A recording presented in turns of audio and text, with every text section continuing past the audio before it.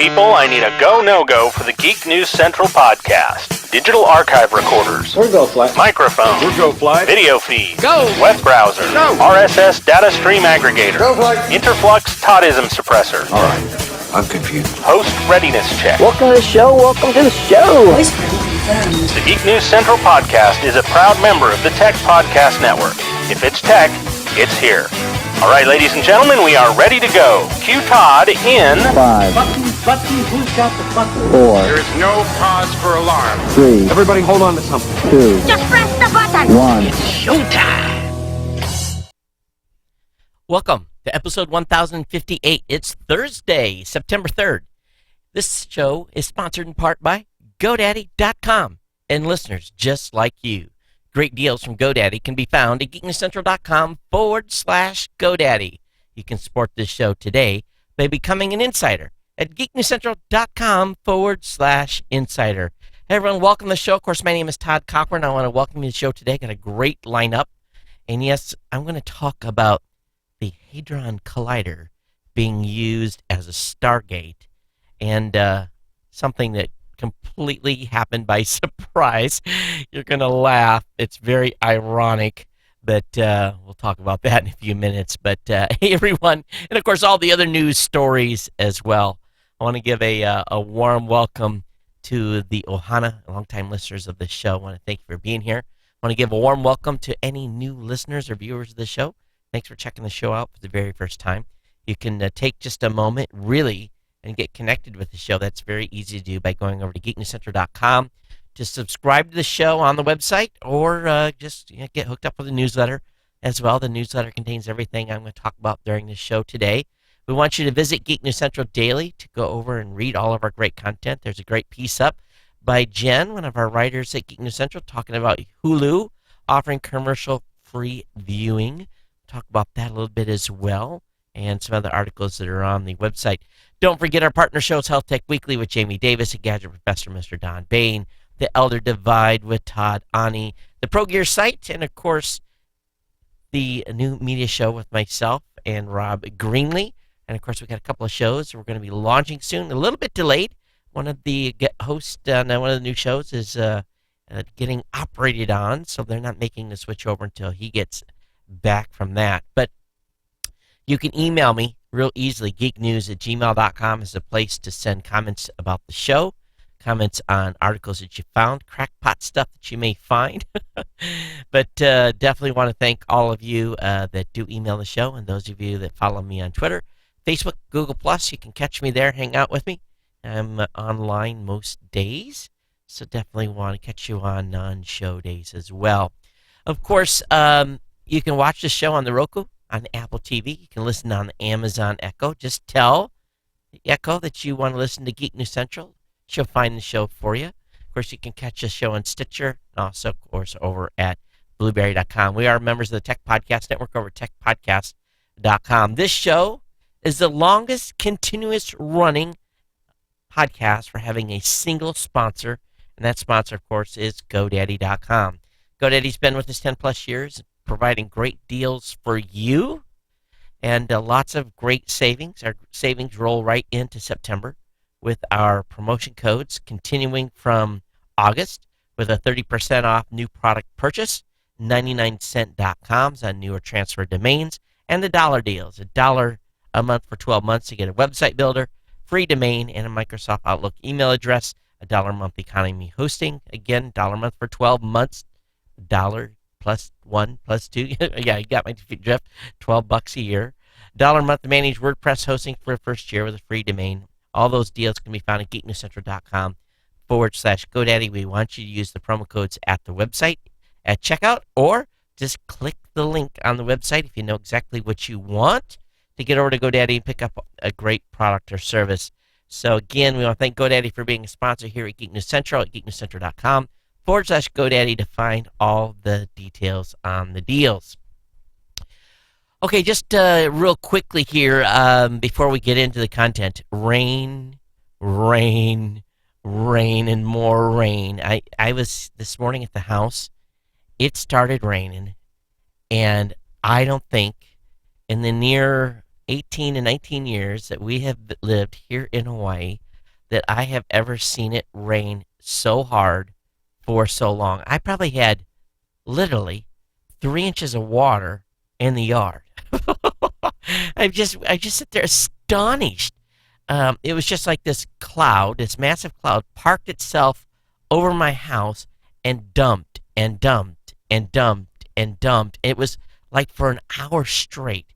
Don't need to water the yard. The plants, nothing. Went outside, rescued my daughter's rabbit. The cage is on the ground. It's got a 2-story deal, but for some reason, rabbit was not smart enough to go up to its second floor. So I went out and got him or her or whatever it is. And it's just crazy. And we got that hurricane that's north of us. It just turned back into a hurricane from a tropical storm. And another one that's going to be passing next week. So hot and muggy and wet here. But it's been crazy. Got the fans running at 100%. Dealing with the humidity, but it is what it is. Hey, just, of course, want to remind you, we're participating with International Podcast Day at the end of the month on September 30th. I'm going to be doing a special edition of Geek News Central here at 6 p.m. Hawaiian Standard Time. And from the last show, we talked a little bit about site traffic and some things that were going on. That has been dealt with. It was a 3 o'clock in the morning. It was insane. Angelo had woken up on the East Coast, and I was up up until 3 dealing with the traffic and keeping the server alive, and we kind of got everything good, and it's been fine. But the traffic has not subsided. Amazing, incredible amount of traffic hitting the website on a daily basis. We've seen nothing like it ever. I can't attribute it to a single thing. It's just overall everything is up. Many percentage points across the board. Articles are getting traffic that we've never seen before. This is the real deal. We've been looking at log files, making sure that it is honest to goodness traffic, and not make sure it's not a bot and anything else. And it's wow. I mean, wow. My server bill with all the traffic and everything just for August was about $400. With all the traffic and everything and that is about double what I normally pay. So it just tells you what's going on. We're on the move here, so not complaining. It's all good. But if you do ever see the site kind of responding slowly, which we hope it won't, because we've got good layers of protection, and not protection, but optimization, I guess is the better word. So definitely give me a holler. But insane amount of traffic. It's all good, and we want more. And not that big of a jump in a month, though, please. But there is going to be some additional changes to the server infrastructure. But boy, oh boy, it's been fun. Not a lot of other stuff going on. It's just been down to the grindstone. Things going. Looking forward to. Most of you are looking forward to a 3-day weekend with the Labor Day holiday coming up. Maybe kicking out of work a little early tomorrow. It's a good weekend for those of you that haven't started to get cold yet. To get out and do some barbecuing, really, and enjoy your day off on Monday. All right, for those of you in the United States. Okay, as we talked about every month at the beginning of the month, I wanted to share with you, what's going on with the Insider program and the goals that we have. And some goals that need to be reached. And we've basically got goals, whereas if we get 1,000 people, they're giving a minimum, or the equivalent of a minimum of $2 a month, that I'm going to be able to hire some additional production help.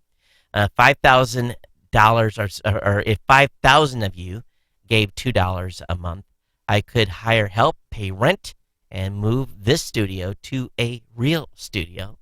I guess this is real as it is right now. And I'm not complaining, don't get me wrong, but if we take that to the next level and 5,000 folks gave $5 a month, we could essentially build a bigger network. We could go into a space that was considerably larger, have the ability to build the network and build homegrown shows right here with the talent in Hawaii.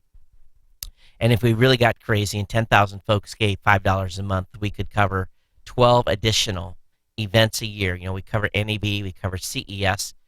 We could fill every month with a big major event going to a major show covering content that would come on to Geekness Central and the family shows here in a big, big way. So anyway, those are lofty. Many of those are lofty goals. There's no reason, absolutely no reason based on this audience size on why we can't easily hit the first two. I understand you guys understand we have a sponsor here, and the sponsor's been continually with us, but the sponsor keeps the lights on, keeps family fed, keeps the insurance paid, the mortgage done, groceries on the table, all that stuff, and pays my salary. So we definitely want you to consider becoming an insider at geeknesscentral.com/insider. And we thank everyone that do. And we'll go over some of the contributors at the end of the show today. I want to go ahead and get into the stack as promised. And this first article, I basically saw someone, it was basically Gizmodo bashing a Michigan newspaper where there was an op-ed about some guy that was claiming that the Large Hadron Collider was being used as a Stargate. So, and I when I do the show prep here, I'm just looking at headlines. And I'm really not digging deep. I go digging deep after I get the first, 50 articles up, and then I start purging to get where I need to be today. So I'm thinking, what crackpot newspaper in Michigan is going to allow someone to have an op-ed where he's claiming that that there's going to be all kinds of doom? I was shocked to my core when I read, and Mom, you're going to laugh. Yes, I'm talking to my mom. The Daily Reporter in Coldwater, Michigan. Now, for those of you that have been around with the show for a while, I grew up, my childhood was in a town called Quincy. Quincy's 5 miles from Coldwater. And from my house to Coldwater, it's about 12 miles where I grew up, my homestead. And this dude, and I'm going to bring the piece up. I couldn't believe, and I said, please, don't let me know who this guy is, because Quincy, Coldwater is pretty small. Well, there's probably 20,000 people, but relatively small community. So this dude at the Daily Reporter, this guy that wrote this op-ed, Lonnie Robinson, and please, I know I have a few listeners from the hometown. Who is this person? But he has made some outrageous claims, and I just had to. I couldn't help myself really when I saw where the article originated. But just like the Gizmodo, I'm seriously baffled on how this article ever found it onto the daily. They must be hiring anyone these days. This could have been an article from The Onion or another similar satire site. But no, this is a newspaper, folks. They actually still deliver a newspaper every day. And okay, so here's what he writes. 2 of the major goals for CERN is to collapse and break apart the God particle that creates and maintains our physical world, and to tear a hole through the veil that is the barrier protecting our physical universe from the unknown, non-physical universe and other non-physical dimensions, believed to be located outside our physical universe. CERN destroys matter, and everything in our universe is matter. Destroying physical matter eliminates the restrictions and barriers produced by physical matter that keeps us from entering the non-physical universe around us. There is... Okay, that segment alone should make your ears perk up. Then he goes on. CERN is being used as a Stargate so that human scientists will be able to go to and from currently unknown, perhaps even hostile non-physical worlds and dimensions located and currently unseen outside our physical universe. He wrote this as an op-ed in a newspaper.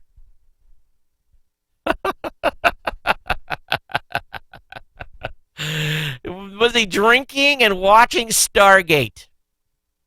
Was he drinking and watching Stargate when he wrote this? But get a good look, folks. There's the culprit. The Stargate wannabe scientist, Lance Robinson. Or Lonnie Robinson. I just couldn't help myself. And it just, cracked me up that it was from, yes, unfortunately, the town. Can't even claim it the town I grew up in. The town close to where I grew up. But, there were some really great reporters over there back in the day. Oh, that's an inside joke.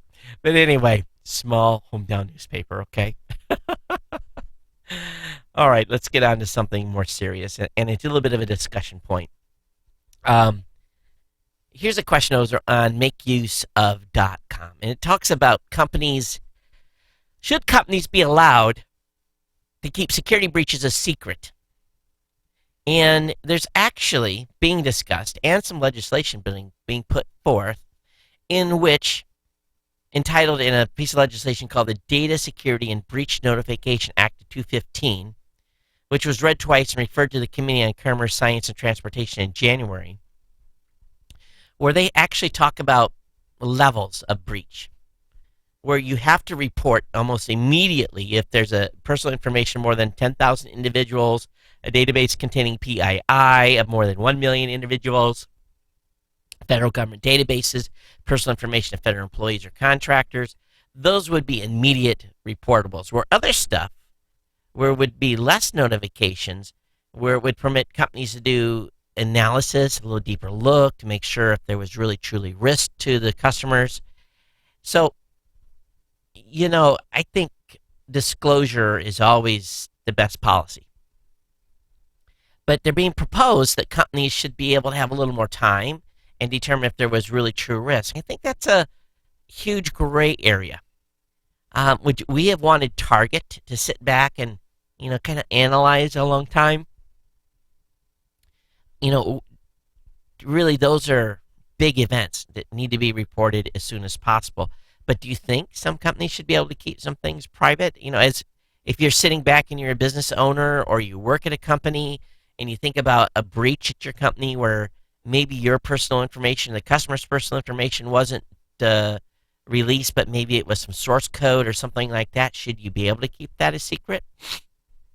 What happens to your reputation when it's found out that you had a breach but didn't talk about it, even to the point of just making sure that you announced something and assured the customers that their data wasn't stolen? Would it be good for customers? Does this make sense to do this?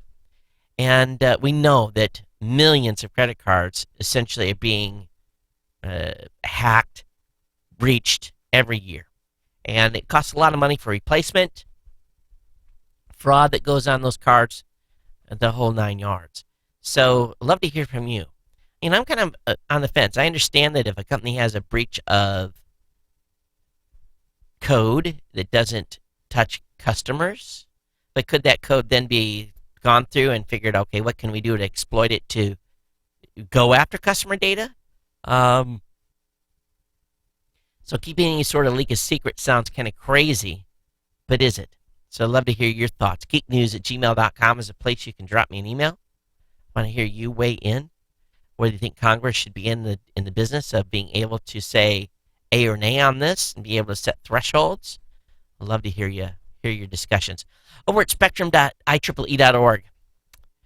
And those of you that are involved in aviation anyway, know we got a number of people that are in this audience that fly airplanes, have flown airplanes, have maybe had bird strikes in airplanes or lightning strikes, a variety of different things that can happen while you're in the air.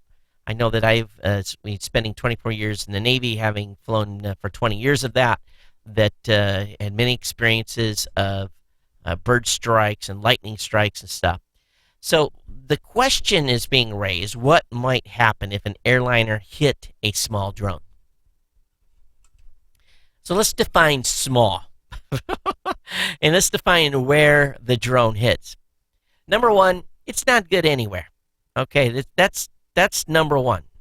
Because you would be amazed how easy is a punch a hole into the skin of an aircraft. The kinetic energy of an aircraft at 400 or 500 miles per hour. Maybe a drone not necessarily moving but sitting still in a collision like that. It's a lot of kinetic energy that gets has to go somewhere. Maybe it's the drone shatters and nothing happens. But I would think, and based upon what I've seen on birds being ingested into intakes, anything down engine intake is not good. And it gets worse by the size.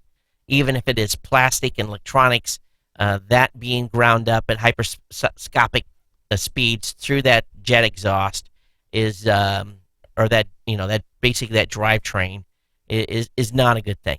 Same thing with a drone strike to an aircraft window. Aircraft windows are designed to take a major hit, but there have been instances of holes punched through aircraft windows. And if you can imagine being the pilot or the co-pilot, or if the aircraft has an engineer seat, somebody in the middle, anything coming through a window at aircraft at speed is not a good thing, and people are going to get hurt or die. So there's some analysis done of aviation mishaps with foreign object damage in particular. Basically engine investigations with the ingestion of a nut or bolt. And sometimes small things going through motors just nick blades. They kind of boing, boing, boing their way through, and in the end, the motor keeps on chugging. Maybe not as well balanced, and the technicians have to get in and do some work on the blades. And there's lots of different types of stresses, but so we have to think of what happens here when when stuff hit aircraft, and it's never good. But the question is, can a 1 or 2 pound drone bring something to the ground? And I think if it was on a fuselage hit, I don't think we'd have too much to worry about. An engine strike, I think we'd have a heavy concern about the catastrophic failure of the motor. But I think the biggest, really truly the biggest danger area from an aircraft passenger and pilot safety standpoint is something coming through the window. That's the worst case scenario of something striking the front of the aircraft or the window, or punching itself through a radome, an area that may not be as well protected, honeycomb type stuff. So a lot of discussion about drones and potential aircraft strikes. It is going to happen at some point, and when it does, it's going to be bad for all drone operators across the country.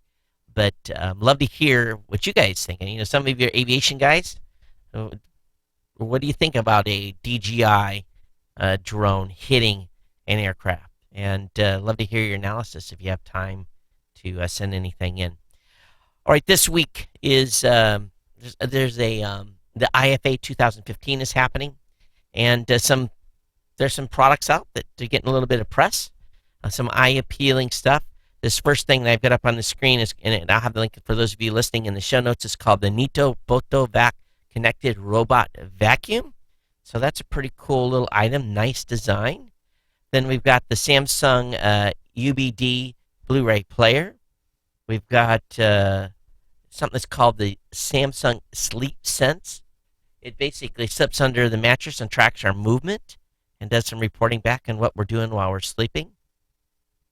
Then we got a SmartThings motion sensor. It's good. You can get notified when there's movement in your home. So these are all little devices now that we can run on our own. Then we got some smartwatch technology, the Samsung Gear smartwatch. We've got the Sony Xperia Z5. This is going to be a big seller. It really, really is. And this phone did well before. Again, the Sony Xperia Z5 Premium. Again, these are all new products that are getting ready to come to market. They're showed in IFA 2015. The Motorola Moto, which is I don't think it's as stylish as some of the other ones that are out. But definitely the Huawei watch is pretty nice. That's a smartwatch. Very nice design. And the Huawei Mate that comes around with it. Then we've got the Lenovo ThinkPad 260. We've got the Asus RT AC 5300 router. and I'm in again. And I haven't bought it. We talked about this on the show a little bit. Haven't bought a new router yet, but I'm at a point where I have to. You guys got opinions? Send them over again. I'd love to hear your opinions on routers these days, especially the AC models, and then some other products. So anyway, I have a link up in the show notes. You guys can go through these. So the gadget junkies and us are going to have some cool stuff to buy if we want. Lots of new products coming out. And of course, it's hard to believe that it's already September, and we're just like 4 months away from CES already. Apple filed a patent. They are looking to put, now check this out. We did an interview at CES on fuel cells, hydrogen fuel cells, that I got all giddy about. Went crazy over it. And that company's been making some news lately. But the Apple filed a patent application, which was published by the U.S. Patent and Trademark Office on Thursday, for a fuel cell system to power a portable computing device. This would put an internal power system that could run a laptop for days or even weeks without refueling, according to the application. In the patent application, which was reported by 9 to 5 Mac, Apple describes a way for fuel cell power sources to be designed into electronics without adding a lot of extra weight. Of course, we know fuel cells to be compelling because of the lack of, because they pack a lot of energy in a small space compared to a battery. But this is very, very cool. So hydrogen obviously is probably the preferred item, but Apple's patent outlines a number of potential fuel sources, including sodium borohydride, borohydride, and water, sodium silicate in water, lithium hydrate in water, magnesium hydrate, that doesn't sound good, in water, among others. So very, very cool. Liquid hydrogen and compressed hydrogen gas. So who knows? Different kinds of power sources coming to our devices in the near future. You only have to recharge once a week. Pretty awesome. The Google driverless cars have made some news in Austin, their first report, and I thought they just started driving down there, but apparently they've been driving for a little while. They've been dodging deer and pedestrians. So they don't get too much of a deer dodging in California, but they have been doing some deer dodging in Texas, been able to not injure any deer.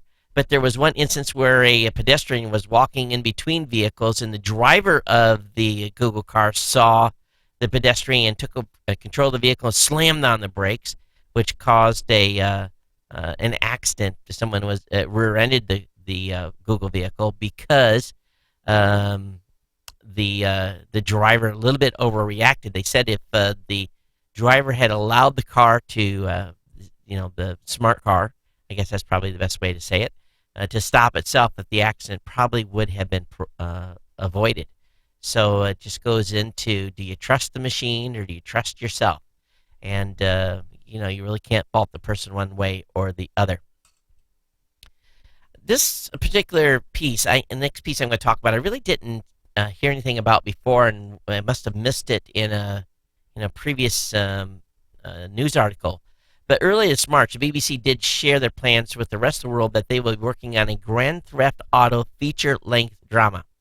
Now, of course, the folks that are behind the Grand Theft Auto game were not happy about this, and Rockstar basically decided, and that's the company behind Grand Theft Auto, decided to proceed with legal action against the BBC. And but they're going to continue to move forward. The 90-minute drama will not be based on the Grand Theft Auto series, but rather it will be a dramatized documentary that places its focus on real-world controversy that happens to surround the games. And you can be sure that they will not run out of materials from that angle. So they are definitely, this is going to be a little bit of a battle. I wasn't aware of this. I'm not a Grand Theft Auto fan. Matter of fact, as you guys know, I don't hardly do any gaming at all, except maybe Ingress on it from time to time, Go Resistance. But so very interesting here with them doing a series on a game, talking about the consequences of that game. All the law enforcement folks, as they need to, based on some of the stuff that's been happening recently with executions of law enforcement. It's just, it's incredibly sad and incredibly horrible at the same time. Body cameras are becoming either a police officer's best friend or his worst enemy, and depending on what happens. But right now, the two companies providing most of the body cameras is Taser and Vievu, Vievu. They've shipped shipped devices to 41% of the 18,000 police departments in the United States. But it turns out that the hardware is not where the money is. The money is in the basically data handling afterwards, and which is starting to cause departments big concerns because all these police officers are walking around with cameras. It's all being recorded. It has to be retained for a certain amount of time. That comes at a cost. So, for example, Birmingham, Alabama, for example, where they deployed 300 cameras and hope to double this year, the video cameras themselves cost $180,000, but the department's total outlay for a 5-year contract, including cloud storage with Taser, is just about $1 million. So not a small expense at all. Maybe it's just a line item for the taxpayers, but $1 million for a 5-year contract to store video of law enforcement. It's obviously a worthy investment, but what is the statute of limitations on video in criminal cases? They could have an arrest that happens, and the result that someone gets a lot of time. And if that person is appealing and going through the judicial process, you might have to have that video be retained for 10, 15, 20, or even life. And that adds up over time. So the real business is in the data storage. Very smart play by those two companies.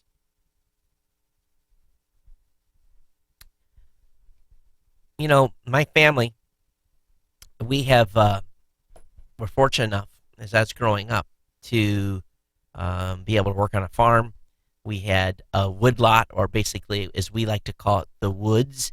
And the woods was an area which periodically, about every 10 years, we would come in and harvest trees that were ready to be harvested, and at the same time replanting samplings, or most of the time the samplings were coming up on their own. You cut down the old, make way for the new, and that's kind of the story of life. And at certain points, if you don't have good forest management, canopies become such in woods that there's not enough sunlight that gets in, that basically stunts ongoing growth.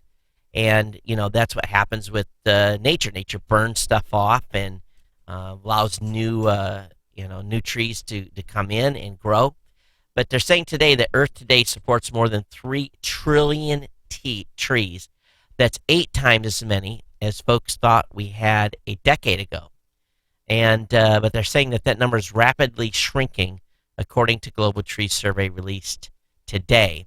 They're saying that we're losing 15 billion trees a year to toilet paper, timber, farmland expansion, and other human needs. So even though the total count is large, the declines causes a concern. Now, here's what it really boils down to.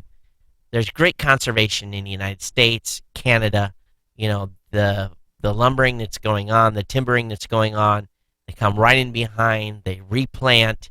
In another 40, 50 years, there'll be another crop of trees to be able to take down. So when conservation works, it's a healthy ecosystem. But I think where we get in trouble is the third world countries. That conservation doesn't happen. It gets cut, gets turned into farmland, you lose it. I think here in the United States and most civilized countries have good plans. It's basically the maybe third world that doesn't pay attention to it so much.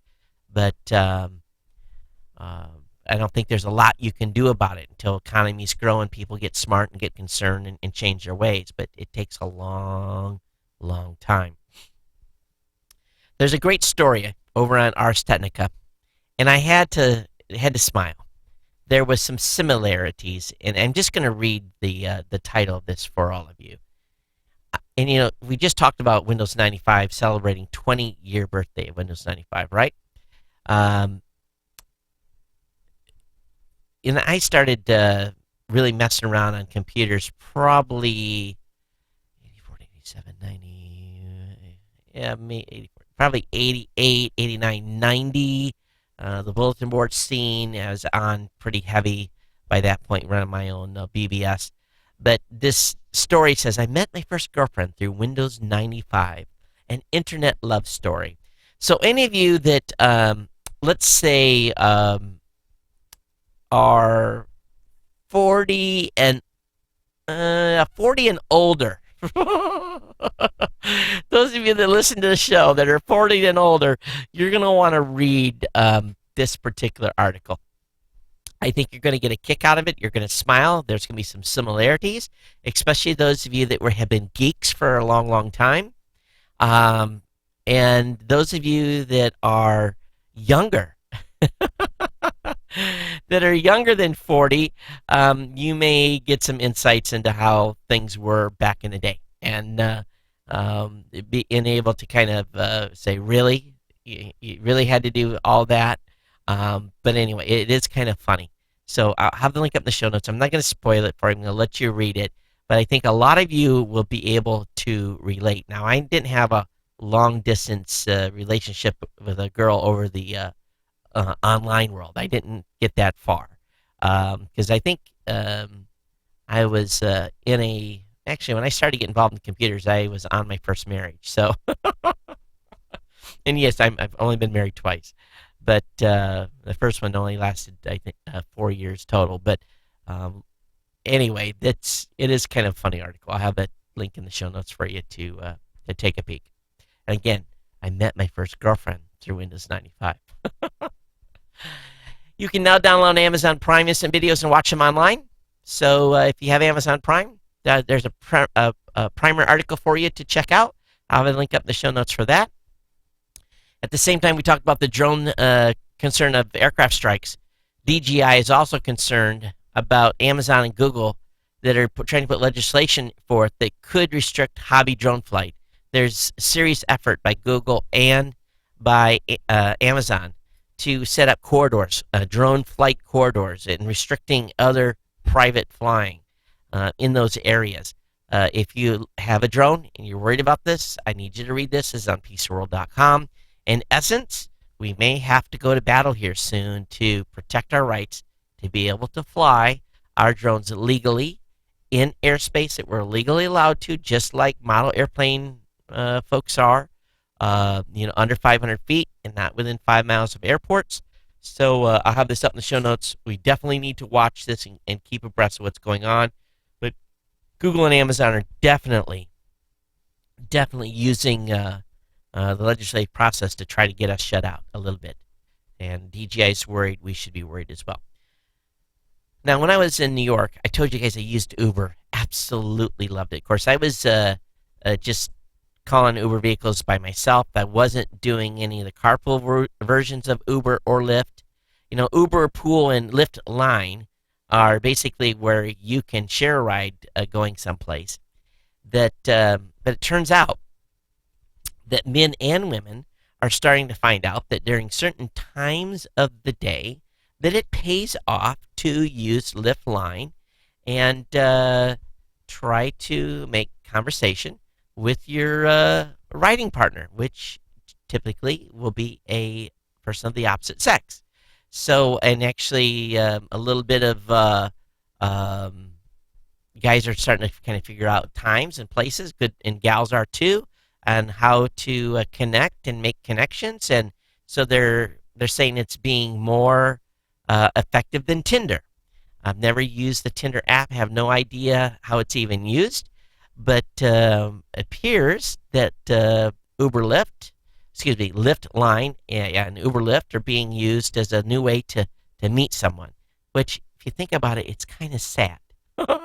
It's like speed dating.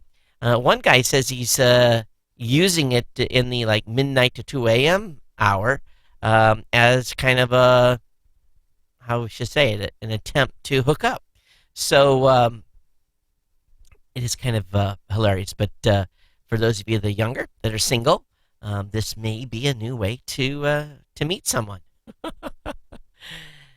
Every once in a while, there is justice. Back in 2013, we talked about an Ohio medical equipment company named MedExpress, which had sued a marginally dissatisfied customer. Now, TechDirt's got to follow up to this. Amy Nicholas demanded that they went after this gal by the name of Amy Nicholas, demanding she take down her eBay review. Her review wasn't even that bad. It just expressed dismay that the product she ordered arrived postage due, meaning she had to pay more than expected. Well, anyway, the judge ruled on this, and MedExpress has to pay her $20,000 for a frivolous lawsuit, for filing a frivolous lawsuit against her. So it's nice to see that some judges had some common sense here, and that they were able to, this lady was able to prevail and not have this company be such bullies, and it cost them a little bit of money. I think it's very, very good. There's an article, and obviously moving on here, but there's an article over on The Verge, and I think I've told all of you this a number of times during this show, that when I was growing up, my grandmother told me that a child had to eat, not literally, but had to eat 5 pounds of dirt before they were 5 years old, or they wouldn't be right. Now, what do I mean by that? That means that kids, when they're young, need to get dirty. And they need to be exposed to the outdoors. And they need to roll around in the grass. And they need to do a little work. And, just do stuff that, when you come in the house, your mom sends you to the shower. That kind of life. Well, there's a study out. A study published in Science Today shows that bacteria found in and around farms trigger an immune system response in the lungs of mice. That response seems to be why those mice are protected from allergies and asthma in the following weeks. Study also suggests there was a genetic component to the protective benefit. Respiratory allergies are the most common form of allergy in American children. About 17% of kids in the U.S. suffer from these type of allergies. About 6.8 million American children currently have asthma. But studies show those conditions are distributed uniformly along children.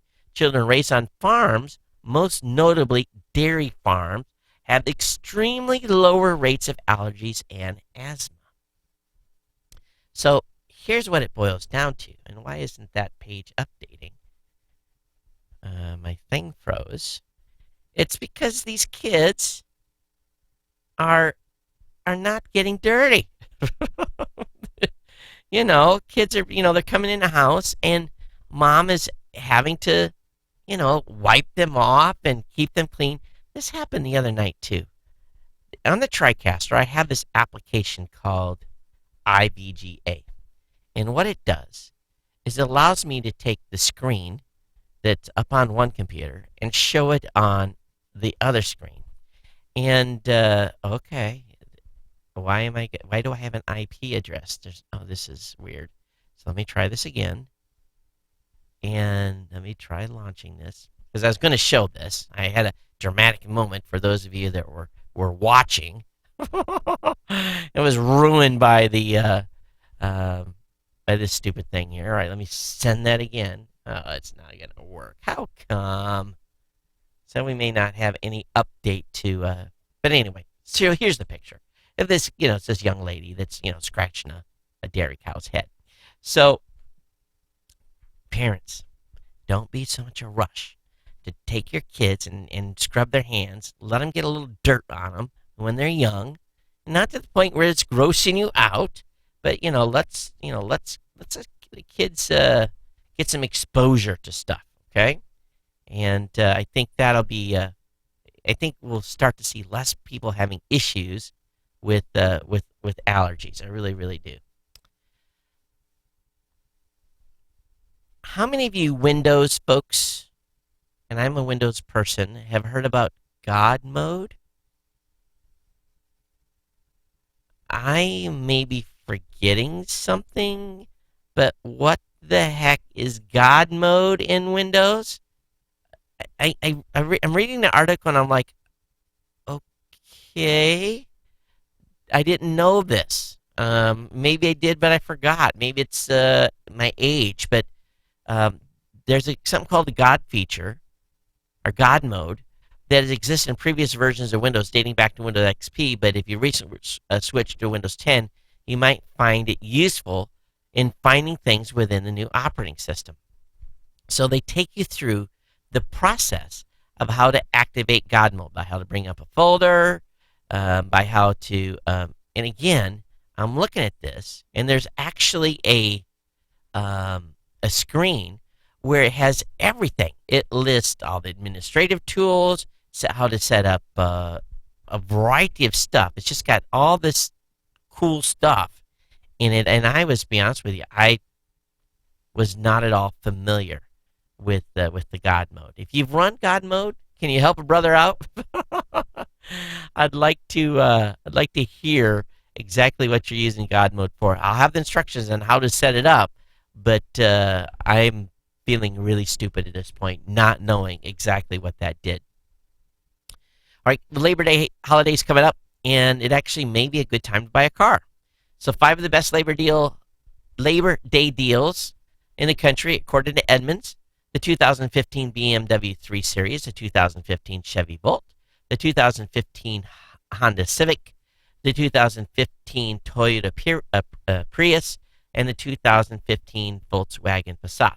So basically, there's about $1,500 to $5,000 off as incentive pricing over this weekend for those particular vehicles. It varies by vehicle. I think BMW has the lowest of only a $1,500 rebate. But there are some good deals, apparently, to Edmunds. So I'll have that link up if you're going to go car shopping this particular weekend. One thing that's been happening here in Hawaii is we've had some energy issues because the windmills in Hawaii haven't been turning because we haven't had any trades. And it's been causing some power shortages. Well, lo and behold, I found an article on Slashdot that slowing wind energy production is suffering because in the United States right now, the wind farm's output has fell 6% over the first half of the year. It's because some of the softest air currents in 40 years are cutting power sales from wind farms to utilities. This is wild. So they say because of El Nino, that weather phenomenon holds back wind speeds around much of the U.S.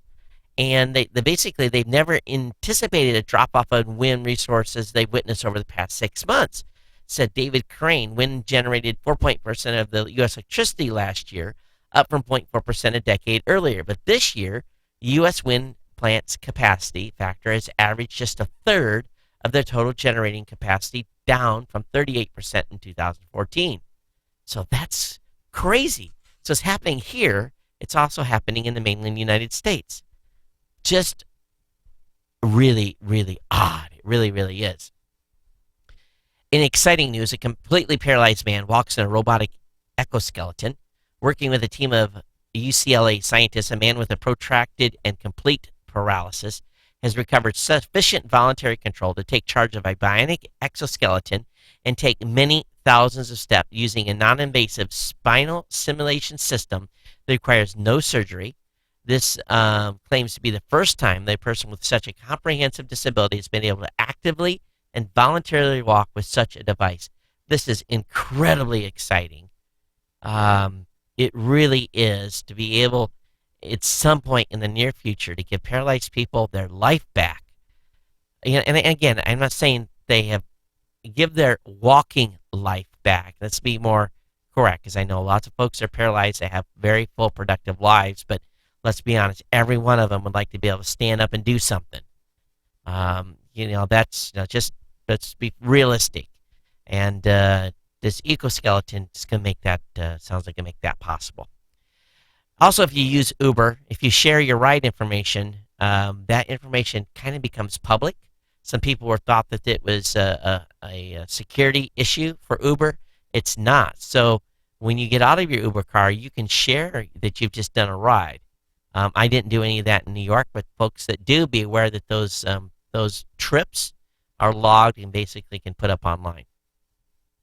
All right, this next one is for the mom and dads. I really need you to listen here, okay? This is really important, and I need you to grab your kids and talk to them after you hear about this particular article. And it's just gonna you're gonna shake your head a little bit, and this is a content of a little bit adult nature. But in North Carolina, the age of consent is 16.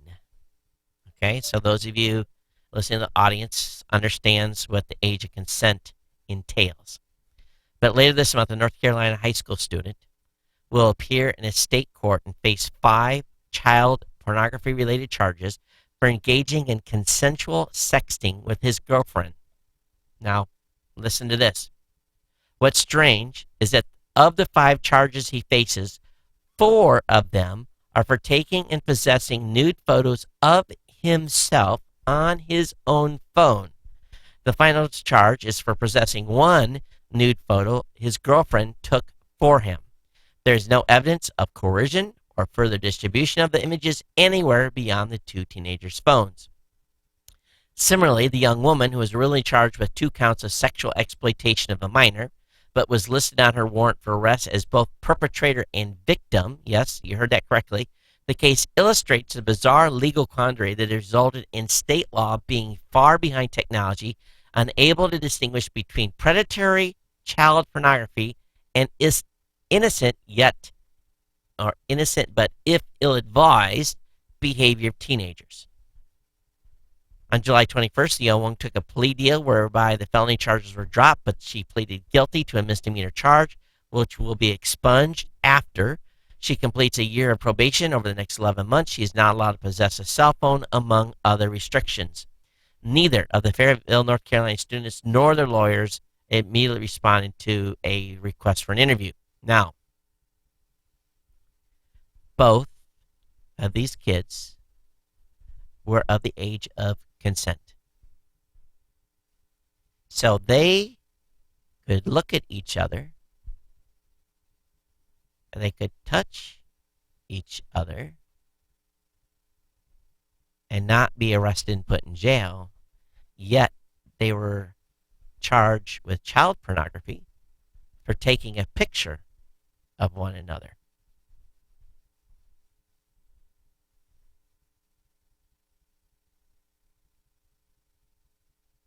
Now, I was wrong. Age of consent in North Carolina is 16, not 15. So, again, keep in mind the juvenile court jurisdiction in North Carolina ends at 16. So 16 and 17-year-olds in the Fayetteville case will automatically be charged in adult criminal court with no option for adjudication in delinquency court. Maybe it was age of consent was 15. It was just you can be charged as an adult. So here's 2 teens who could legally have had sexual relations with each other, are charged with felonies for texting photos of each other. I'm not condoning, and I'm not suggesting, and I would be advising my younger kids that, that's not smart. But here we have a situation where these 2 individuals could be labeled as child predators and to go in a database. This is something I know. I know everyone's gonna have strong feelings about this, but we have to do something about this. If nothing else, if the law isn't changed, we need to educate very clearly the ramifications of having pictures, naked pictures of a girlfriend or boyfriend on one's phone, being caught and prosecuted. Now, how they got caught, I don't know. I don't know how that came about. Maybe a parent found something and flipped out. Who knows? Who knows how that fully come to came to. Now, there's going to be cases where there are going to be individuals that are going to have content on their phones or on their computers that need to go to jail. Let's not be ignorant about that. And after all, the subway guy, my God, unbelievable. Take the key and throw it away. Put him in the cage, and throw the key away. But I just find this, wow, I really, really do. So, parents, please, please, please, check the laws in your states. Talk to your kids, okay? All right, Philips' new 4K TV transformed your living room into one huge screen. Philips made a splash at the IFA conference when it showed off a television set with embedded handheld projectors that could take an image on screen and extend it to the wall behind the set. The visual trick is intended to create a more immersive viewing experience as the picture pours off the screen. Now, a new variation of Philips Ambilight technology is called Ambilight Projection. It's making its way into a new 65-inch Ambilux 4K TV due out later this year. So it's supposed to be even more wow-inducing.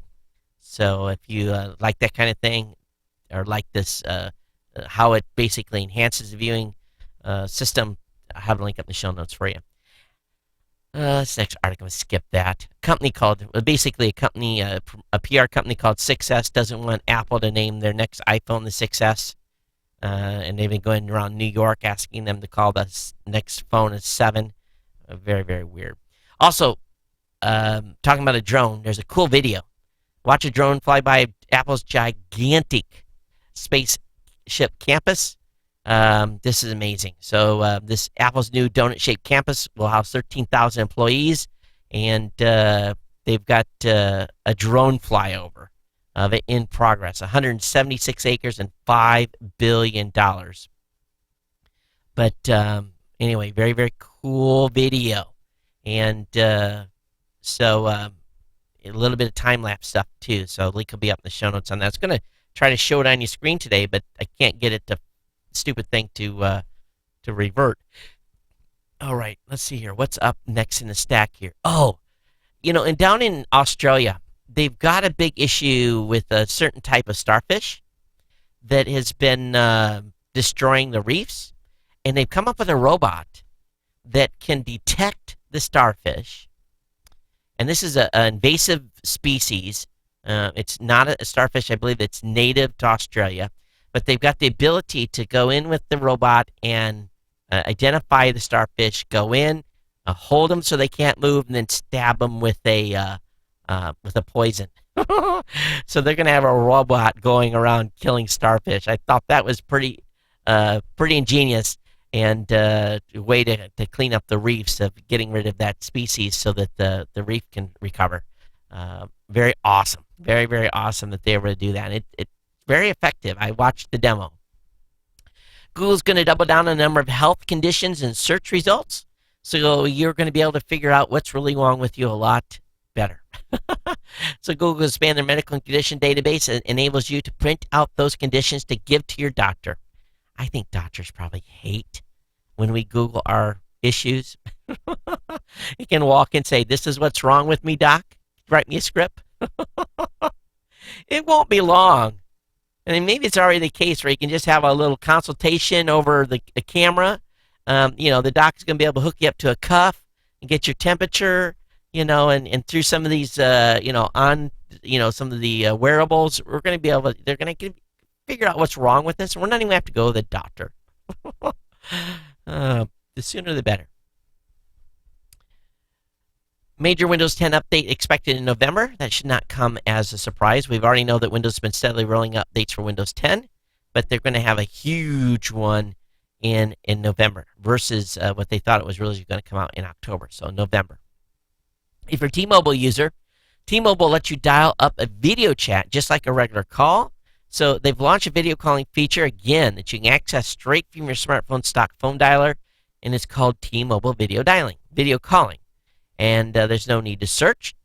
Search out, download, and configure the app. It's right built in. So it's on it's already on the Samsung Galaxy S6 and Note 5, and support for the Galaxy S6 and S6 Edge will become next week. So very, very good. So if you're a T-Mobile customer, be on the lookout for that, okay? There's a new science mission in distant reaches of the universe. Exploding stars and supermassive black holes are bending the very fabric of space-time. It's hard to wrap our brain around such a tremendous force, but we may now be able to quantify them in the form of gravitational waves. A new ESA, European Space Agency mission, marks humanity's first bold attempt to do so in outer space. It's called the LISA Pathfinder, and it will be blasted in space on a course for the L1 Lagrange point, situated nearly a million miles from Earth. It'll begin pilot testing fundamental technologies for detection of elusive gravitational waves. So when this is gonna launch? Do they have a date? They don't have a date on it, but it is being prepped and will be in orbit soon. So giving the scientists something to work on.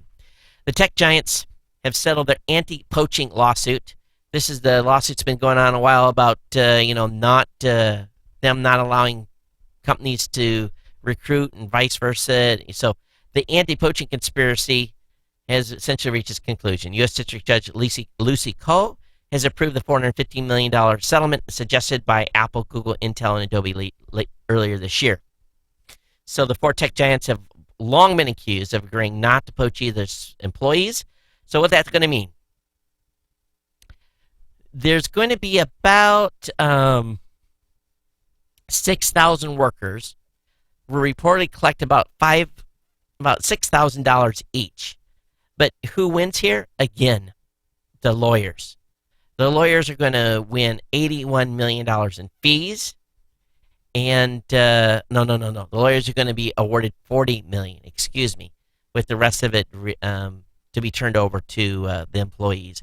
But still, $40 million. Major payday for those particular law firms. Or Amazon has bought video processing company Elemental Technologies. Exciting stuff coming to AWS. So it's a startup with video processing services to repurpose traditional video content into digital formats. So, but I heard it's about a $500 million deal. So this is big. So we'll see where this leads. Getting faster turnaround in creative is always important, and this deal is going to help AWS branch out further beyond the public cloud into companies' on-premises data centers. So big deal here. So good on Amazon AWS. Did you know that a Russian/Ukrainian mail order bride site is also the best blog in the world? We all would have thought that maybe Gawker or Huffington Post or PerezHilton.com or one of those were one of the best blogs in the world. But apparently not. Apparently, the Elena'sModels.com, the web platform facilitating transactional romance between Slavic women and Western men, turns out to be one of the biggest highly trafficked websites on the web. And all for $19.99 a month, you can peruse the available ladies looking for husbands, rich husbands. I find this a little tongue in cheek, but anyway, a little fun story on Gizmodo. Dave Weiner over at scripting.com. Dave has got some good points. He says Twitter must blow past 140 characters. He says they got to do it. They're going to be left in the dust if they don't. And I would be all for it. I think it would be smart to go beyond 140 characters. Facebook wants to be in the news business, so does Apple, probably a lot of other big companies. Facebook, I think many of us, when we see stuff on Facebook, we don't click links. And Twitter, do you click links? Probably not a lot, because sometimes we don't trust those short URLs because, frankly, we don't know if they've been spammed on or what. But he thinks they need to move to 200 and beyond to allow people to post more substantial information in the Twitter post. And I'd have a tendency to agree. We will see if they will do this. I don't know if they will, but I think it would be smart if they did. The U.S. Federal Trade Commission has struck a settlement with video network machine. I'm going to pronounce this wrong. Machinima.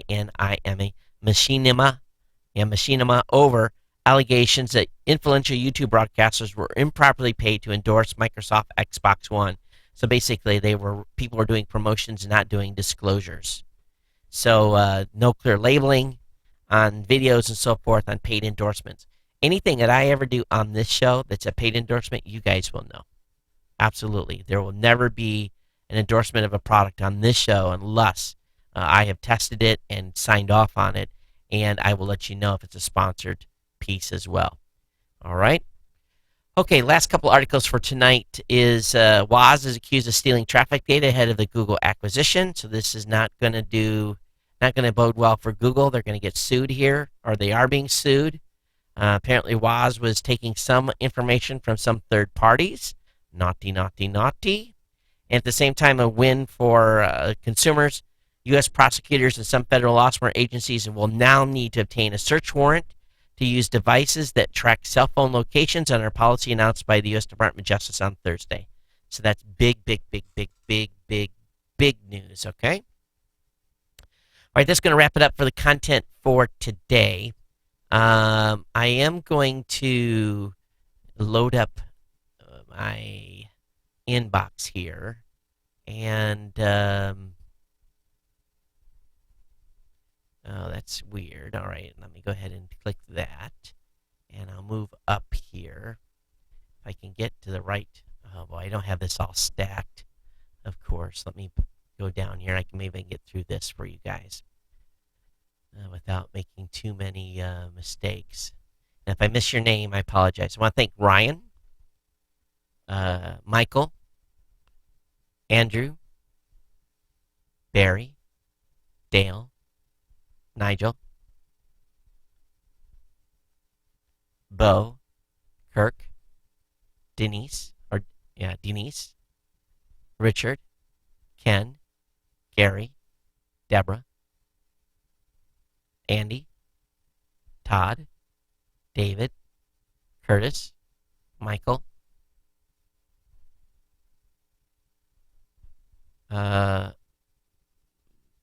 Makalene, Mika, Dino, Roger, Ryan, for all of you, and if I missed some, I apologize for being insiders and supporting the show. I definitely appreciate your ongoing support.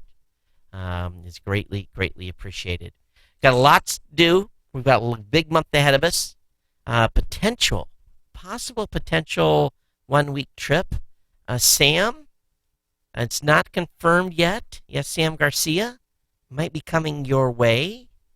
Maybe we can talk about that other topic you and I talked a little bit about on email. So if it does happen, if I am coming out your way, it will be the week of September 14th. So I'll know here next week.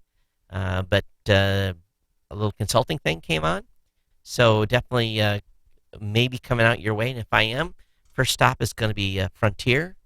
I'm going to go get a Frontier burrito with heavy on the green sauce. Already dreaming about it. So if I do come out your way, maybe we can do dinner and any of the Ohana in Albuquerque.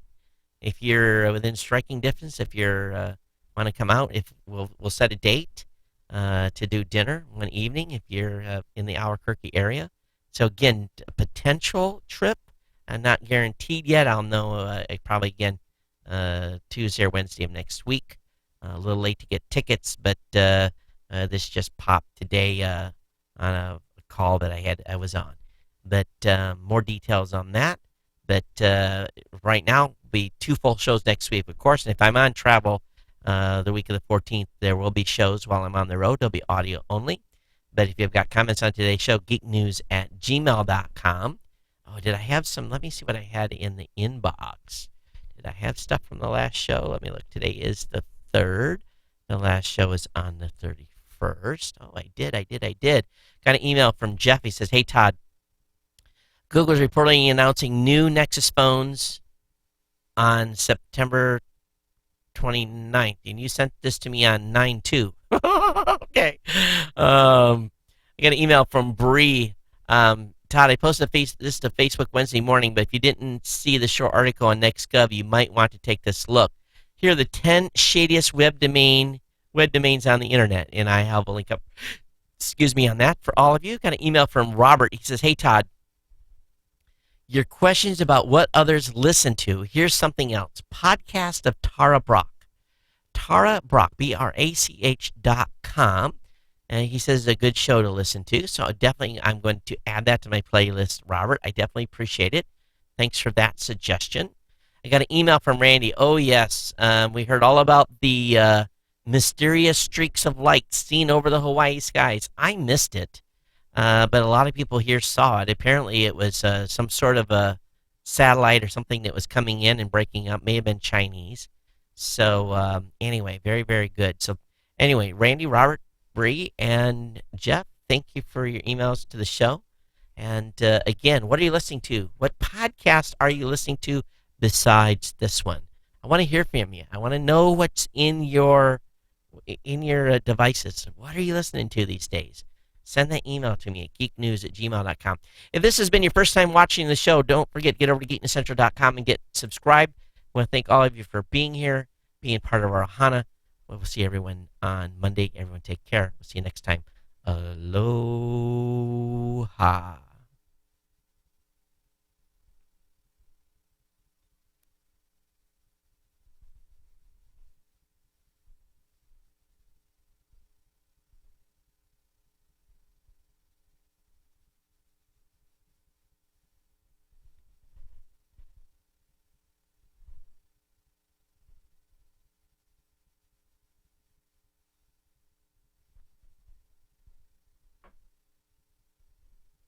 Those of you on YouTube, you're going away in just a second. Thanks for being here. You're on YouTube, but you didn't come to say anything in the chat room.